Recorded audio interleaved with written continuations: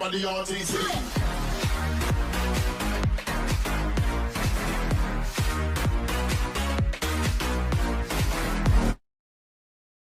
Après la libération des soldats ivoiriens, Assimi Goïta bientôt en visite en Côte d'Ivoire. Si vous êtes nouveau à la chaîne, abonnez-vous et activez la cloche de notification pour ne rien rater prochainement.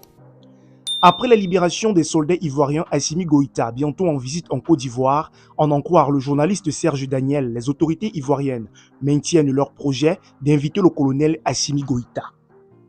Suite à la libération des 46 militaires ivoiriens, après mes informations ce 9 janvier 2023, les autorités ivoiriennes maintiennent leur projet d'inviter le colonel Assimi Goïta pour une visite d'amitié en Côte d'Ivoire. Objectif, renforcer les relations, a fait savoir le journaliste Serge Daniel sur son compte Twitter ce lundi 9 janvier 2023 de l'an de grâce. Notons que les relations entre Abidjan et Bamako se sont un peu crispées à la suite de l'arrestation des soldats ivoiriens.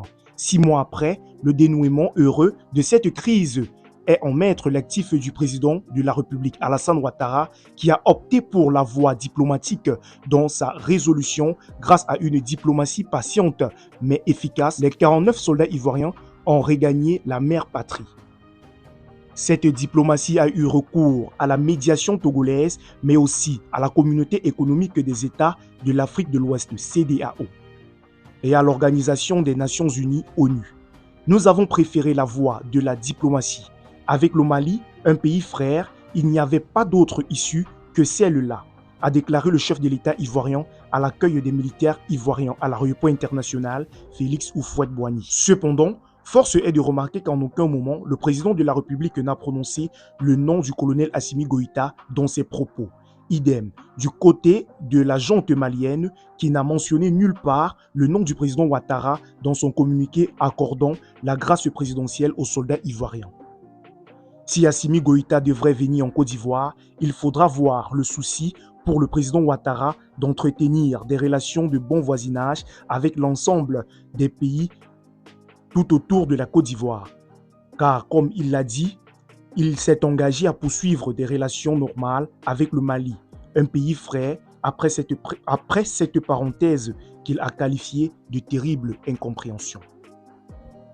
Dans l'optique de permettre à sa population de commencer l'année 2023 en beauté, la ministre d'État Marie Dabobo Kandia Camara leur a offert Bonjour 2023 à Bobo le dimanche 8 janvier 2023 à la place Ahmed Bakayoko.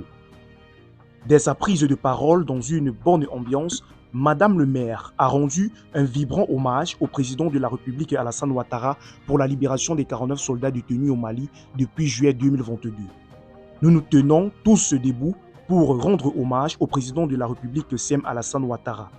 Il vient de réaliser un exploit.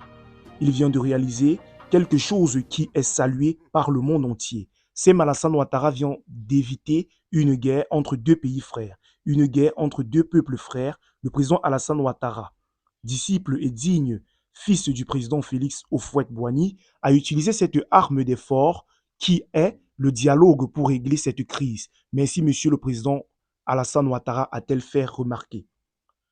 Dans la foulée, elle a déclaré « Bonjour 2023, Abobo est décidé à nos 49 soldats revenus au pays et tout en bonne santé. »